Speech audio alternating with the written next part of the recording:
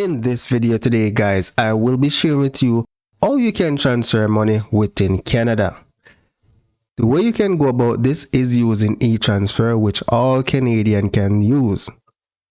With this method, you can receive money by email and have it deposited right into your bank account.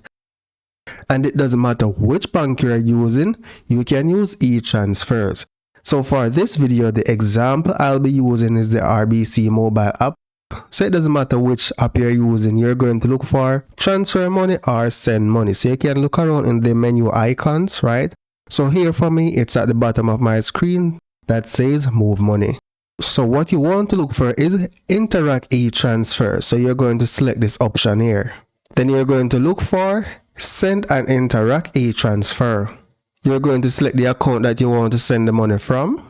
Then you're going to specify the amount that you want to send. Let's say $100 here. So once you specify the amount that you want to transfer, you are going to select the recipient. So let's select a recipient. Now in your case, you will not have a recipient, so select add.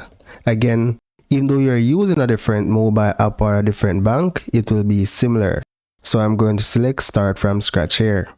Here, all you need to do is provide their name, a nickname, an email address, a mobile phone number, and you can select an option to notify the recipient. So you can notify them by email or SMS, right?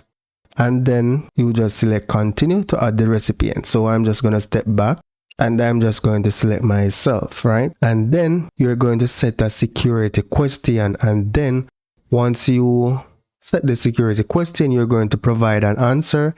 Ensure there is no space within your answer.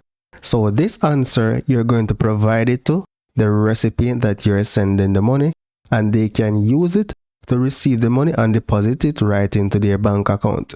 So all I would need to do here is just provide a security question. However, I do not want to actually send any money to myself right now, but you should get a general understanding of how you can do this.